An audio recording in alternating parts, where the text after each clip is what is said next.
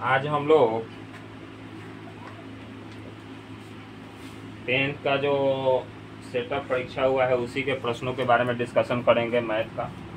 ठीक है, आप लोग सब कोई मैथ का पेपर लाए ही होंगे, मिला लीजिएगा। ये जो हमारे स्कूल में इंटर्नशिप एग्ज़ाम चल रहा है और एग्ज़ाम हो भी गया, उसी पेपर का हम लोग आज मैथ का डिस्कशन करेंगे। ठीक, गणित के प्रश्न ये नहीं हो सकता कि फाइनल एग्जाम में नहीं है, ये कोई संभावना नहीं है, आ भी सकता है फाइनल एग्जाम में। ठीक है, ये मत समझिएगा लोग कि जितना पेपर यहाँ दिए हैं उससे कोई प्रश्न नहीं आएगा, क्या जरूरत है दूसरा तैयारी करें। नहीं, उसमें भी हमने कुछ VVI क्वेश्चन साइंस में भी बताए हैं, मैथ में तो डिस्कशन करवे करेंगे। ये मान लीजिए ये सवाल नहीं आएगा लेकिन इसके पैटर्न पर तो सवाल आएगा। आज हम लोग 1 से 30 तक डिस्कशन करेंगे। अब आप लोग बताइए कि सब्जेक्टिव के तरफ डिस्कशन में भाग लेंगे या कि लॉजिक के तरफ से। लॉजिकल चाहिए कि बस देखो आंसर मारो, आकि पूरा जैसे हल करके ज्ञात किया जाता है उससे पढ़ना।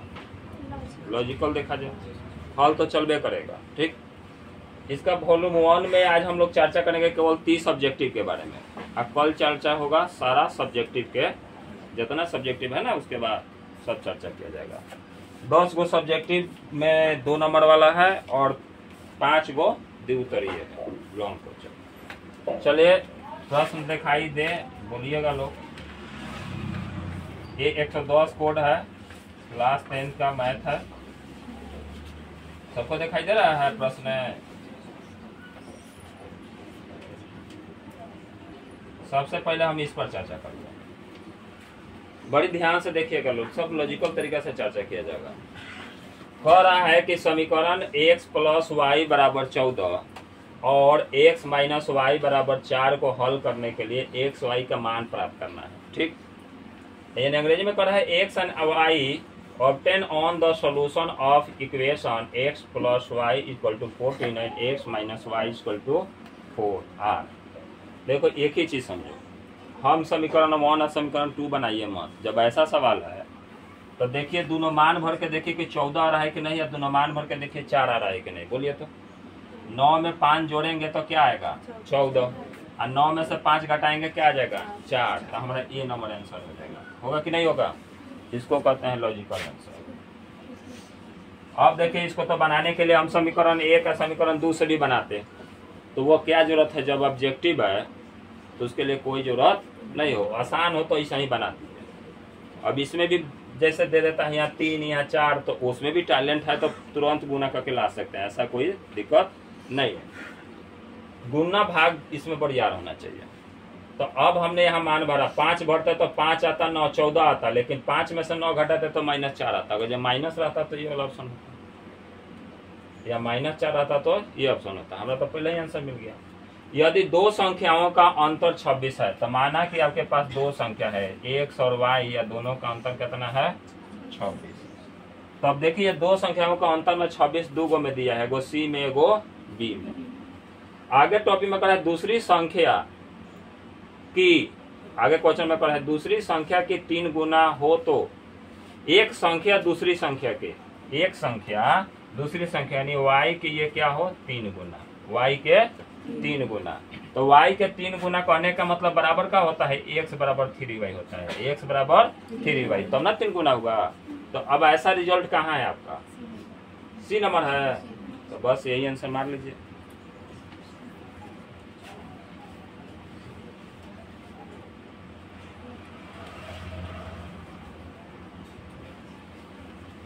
क्वेश्चन दिखाई दे रहा है इसमें वीडियो में, नदी का एक बार देख लीजिए लोग। तो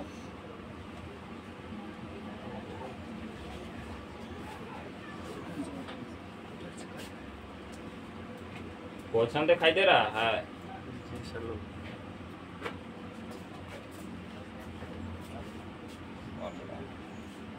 अब नहीं ना पढ़ रहा है। आगे कह रहा है कि यदि 2 समपूरक कोण, यानी समपूरक का मतलब होता है कि 2 कोण हो और दोनों का योगफल 180 के बराबर। तो आपके पास मान लीजिए कि आपके पास क्या माना कि एक एंगल क्या है x है, तो दूसरा संपूरक कोण क्या होगा 180 घटा x, यही ना होगा। एगो x है तो दूसरा क्या होगा 180 घटा x, क्योंकि x जोड़ेंगे तो 180 आ जाएगा। अब कह रहा है कि दो संपूरक कोण का 12 हिस्सा अपने छोटे हिस्सा से 18 ज्यादा है। क्या ज्यादा है 18 ज्यादा है। ठीक, तो ये समझिए, तो ये जो है ये कितना ज्यादा है अपने से 18 ज्यादा है। तो मान लीजिए दो संपूरक कोण है, एगो x और एगो y, तो एगो x है एगो x प्लस 18 डिग्री है। क्लियर है। और दोनों को जोड़ेंगे तो कितना हो जाएगा x प्लस 18 प्लस x बराबर 180।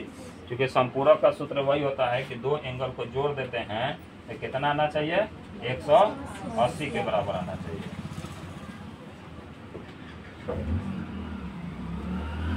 चलिए अब इसको हल करते हैं।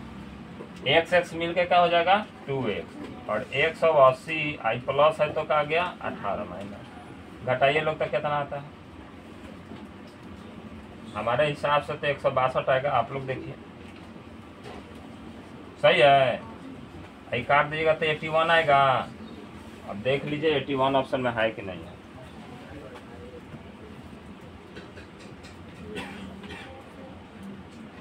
कौन अमाउंट ठीक है, किसी को दिक्कत। अगला क्वेश्चन के बारे में हम चर्चा करते हैं।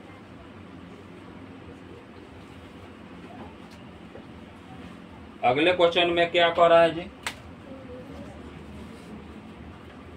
बोल रहा है कि if the joint income of 2 person, यानी दो व्यक्तियों का सम्मिलित आमदनी जो है 8,000 रुपया, ठीक, and the ratio of their incomes is 9:7, यानी 9:7 हो, तो पहला व्यक्ति का क्या करना है आमदनी निकालना है। ठीक, ऐसे सवाल में जब पहला व्यक्ति 9 है तो 9 हो गया और दोनों का रेशियो क्या है 9 + 7 और दोनों कितना लिख देंगे 8,000 हो गया। अब 9 में 7 से ये तो हो गया 9 7 16 गुने 8,000 हो गया। 16 × 5 = 80, 500, 9 × 5 = 4500। क्या आंसर होगा बी नंबर मारिए। अब आप लोग भी देखिए कि कितना बना के एग्जाम में सही सही आए। चलिए ये भी हो गया। आगे सवाल के तरफ बढ़ते हैं। सब कोई जानता है कि A1/A2 और B1/B2 का कोई हल नहीं होता है। क्या होता है कोई हल नहीं होता है ना जी। ये हो तो कोई हल नहीं और ये हो तो एक हल या अद्वितीय हल। क्या होता है एक हल या अद्वितीय हल। इसमें मिला दीजिए A1/A2 बराबर B1/B2 बराबर C1/C2 अनगिनत हल अनेक हल होता है। कौन फॉर्मूला पूछ रहा है अद्वितीय हल का मतलब होता है कि केवल एक ही हल होना चाहिए। ठीक, तो एक ही हल होना चाहिए तो किसका होगा बोलिए लो बी नंबर मान ले जाए आंसर मारिए बी नंबर। अद्वितीय हल का मतलब होता है कि एक हल होना चाहिए। क्या होना चाहिए ठीक। अगर जब बीच में काट देंगे A1/A2 और B1/B2 अगर ये काट देंगे तो एक हल। अगर जब दोनों बराबर हो तो कोई हल। अब इसको कहेंगे क्या चीज एक समानांतर रेखा। इसका ग्राफ कैसा बनेगा समानांतर प्रतिच्छेदित और इसका संपाती। याद रहेगा ना। आइए हम डिस्कशन में बताएं किस पर सवाल आता है।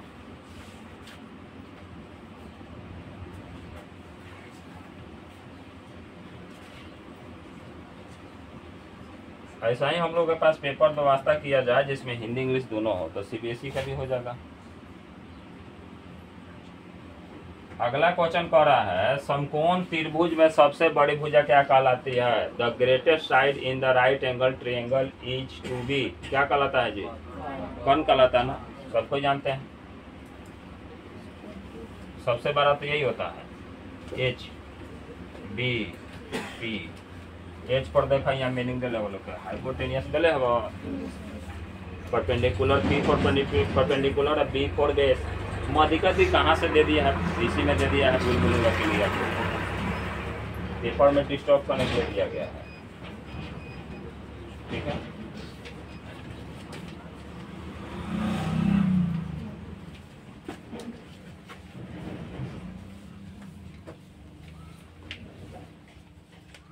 आगे सवाल की तरफ बढ़ते हैं।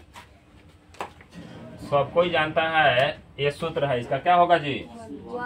Sign theta into cosec theta बराबर क्या होता है? यानी सी।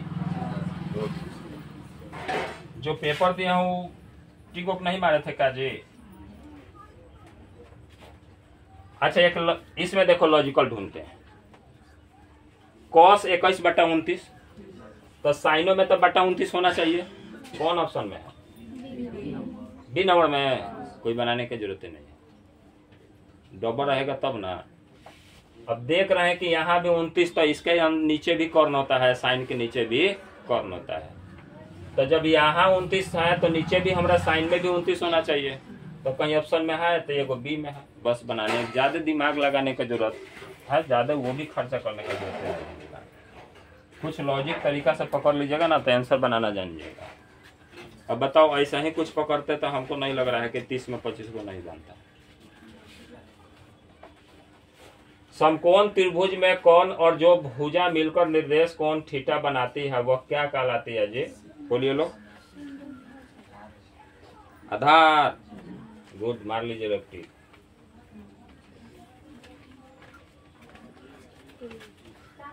हो गया। अगला कह रहा है कि साइन थीटा और कॉस थीटा किस मान पर बराबर होता है? साइन दोनों का मान सेम होता है, साइन 45 का। अच्छा, एक और आज बढ़ते हैं। ये तो पढ़वे किए हैं कोसेक 90 माइनस थीटा बराबर सेक थीटा। कौन आंसर होगा? ये नंबर। गुड। सब देखो सूत्र से सब बना हुआ है। खुशबू आई है। 12 के आंसर बोलो। 1। बड़ी जल्दी समझदार है सब। टिको मारा हुआ है, कहा टिक मारा हुआ है ना। 9। चलिए बढ़ जाइए। 9 क्लास का कोई स्टूडेंट होगा तो बताएगा मूल बिंदु का निर्देशांक क्या होता है? 0 0। नियामक ज्यामिति आप लोग में भी है। आगे बढ़ते हैं। x का निर्देशांक क्या कहलाता है? भुज। x y रहता है तो पहला को क्या कहते हैं? भुज, या दूसरे को क्या कहते हैं? कोटि। याद रहेगा ना। तो इसके अनुसार क्या कह रहा है? x का निर्देशांक क्या कहलाता है? भुज। x अक्ष y निर्देशांक का मान, x अक्ष पर y का निर्देशांक हमेशा 0 होता है। क्या होता है? 0। और y अक्ष पर x का मान हमेशा क्या होगा? 0। याद रहेगा ना। अच्छा, कह रहा है किस चतुर्थांश में भुज और कोटि दोनों ऋणात्मक होते हैं? तृतीय में होते हैं। कल ही पढ़ाए थे, ऐसा ग्राफ कल बताए थे। इसमें प्लस प्लस, तो अगर जब घनात्मक पूछेगा तो प्रथम में एंटी क्लॉकवाइज चलता है। ये तृतीय हो गया, ये चतुर्थ हो गया। इसमें क्या हो गया? Minus plus, minus minus, plus minus. तो हमारा सवाल के अनुसार कौन सा होगा? तृतीय होगा। चलिए, यानी सी नंबर। आप लोग से हमको एक मन था कि इसका पहले टेस्ट ले लेते थे और डिस्कशन। ठीक, तो स्कूल में आप लोग एग्जाम दिए थे, अभी यहाँ चेक करते हैं कि आप लोग का एबिलिटी क्या है, कौन ज़्यादा नंबर लाता है। स्कूल में तो आप लोग का पेपर कैसे चेक होगा, आप लोग क्या दिए हैं नहीं दिए हैं, रिजल्ट आएगा कि नहीं आएगा वो अलग बात है। लेकिन यहाँ वाला तो फाइनलाइज रहता है कि किसका कितना रिजल्ट आएगा। अगला क्वेश्चन कह रहा है मूल बिंदु से बिंदु इतना के दूरी। तब सीधा क्या करते हैं? इसी को स्क्वायर कर देते हैं। यही सिखाए ना। 3 3 9 4 चौका 16, 16 9 25 के 5। क्या होगा? सी नंबर। क्वेश्चन में तो बहुत इंटरेस्टिंग है। अच्छा, कर है बिंदु इतना और इतना के बीच का दूरी ज्ञात कीजिए। तो माइनस माइनस क्या हो जाएगा? प्लस, और फिर माइनस माइनस तो a square plus b square, और बाहर √2 होना 2 होना चाहिए खाली, क्योंकि 4 से 2 आ जाएगा। अगला कह रहा है दो बिंदुओं दिया है, बिंदु 2 को दिया है, लेकिन कह रहा है कि इसमें रेखाखंड के मध्य बिंदु का भुज मतलब x का खाली ज्ञात करना है। तो x1 प्लस x2/2। ऐसे सूत्र दो माने देखिए, इसका मध्य बिंदु का नंबर जब निर्देशांक निकालते हैं तो x y निकालते हैं तो क्या लिखते हैं? x1 प्लस x2 बटा 2 y1 प्लस y2 बटा 2, यही बनाते ना। लेकिन हमरा इसको क्या कहेंगे, भुज, इसको क्या कहेंगे, कोटि। तो हमरा क्या क्वेश्चन में पूछ रहा है, भुज। तो सी नंबर। अब आप लोग क्या करते हैं कि इतना पढ़ के कहते कि इसका तो मध्य बिंदु का सूत्र नहीं दिया है, ऑप्शन गलत है।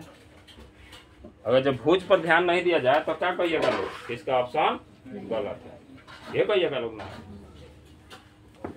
तो क्वेश्चन पूरा पढ़िएगा लोग, परमेय अपरमेय संख्या से नहीं दिया है प्रश्न का जी।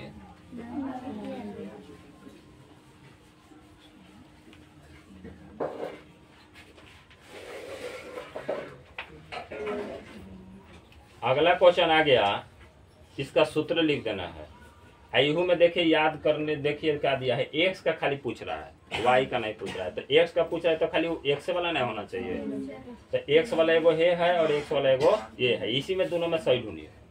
तो हमेशा याद रखिएगा कि m1 और x1 नहीं हो सकता, m1 होगा तो x2 होगा, यहाँ m1 होता तो यहाँ x2 होता, लेकिन यहाँ विपरीत है, तो ये आंसर तो यही होगा।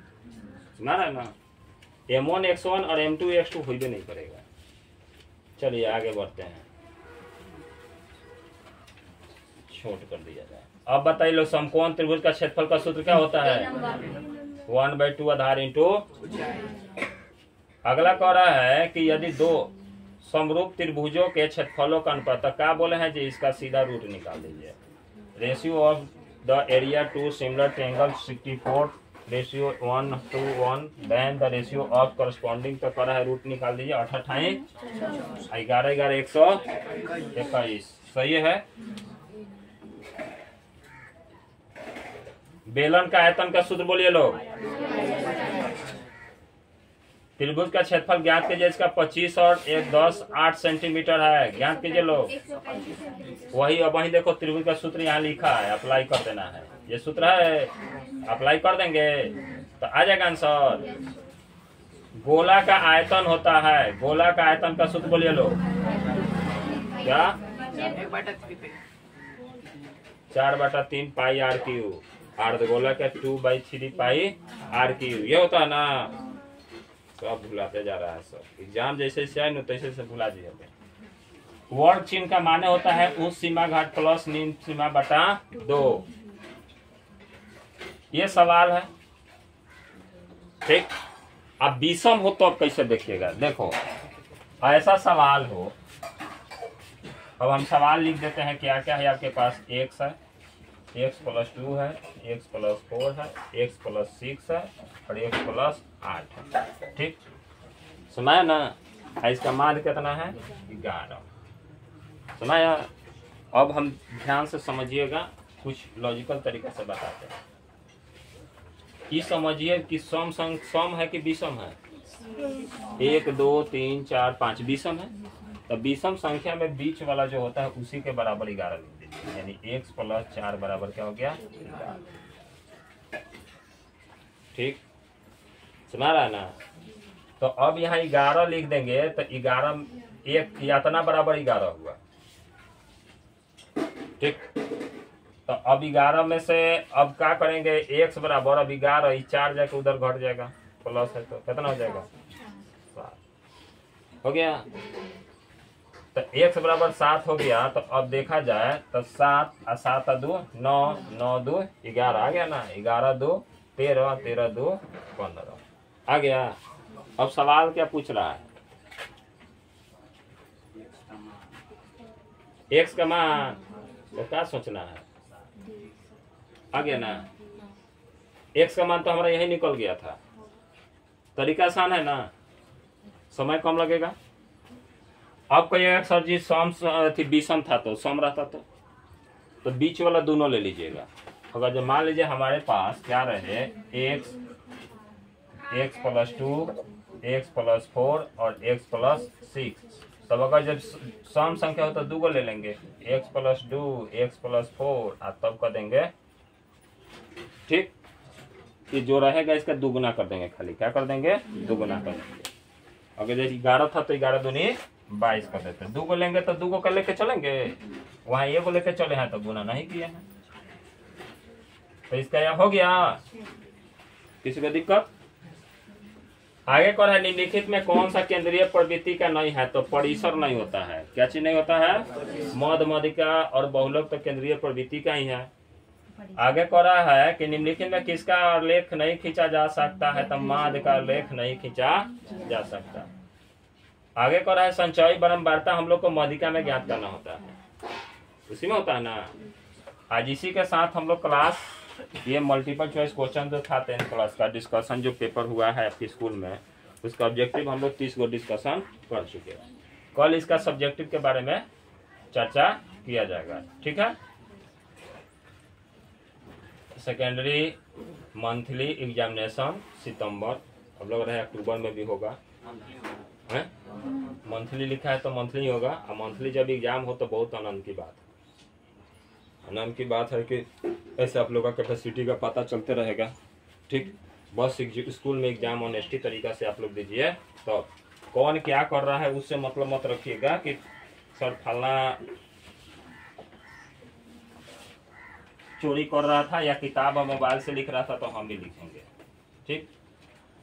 ये आप लोग को नहीं करना है, आप लोग अपने ईमानदारी से दीजिएगा, खासकर यहाँ के स्टूडेंट जो हैं, इससे अपना लेवल पता चलेगा कि हमको कितना आता है कितना नहीं आता है, ठीक है। आज इसी के साथ हम लोग डिस्कशन समाप्त करते हैं। वीडियो के जाके लाइक कीजिए, सब्सक्राइब कीजिए लोग, और बढ़ाइए लोग सब्सक्राइबर, उतने पाँच पर रहेगा। बोलिए, सेवा बढ़िया दिया जा रहा है, फ्री पोस्ट सेवा है यूट्यूब पर रिवीजन करने के लिए। आप लोग हैं कि ब्रेक लगवा देते हैं, ठीक।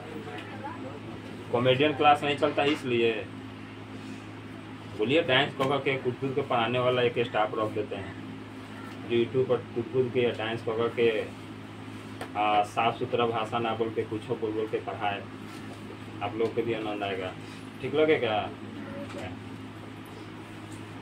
बुलाए, बोलिए मनु में मेरा से दोस्ती किया जाए।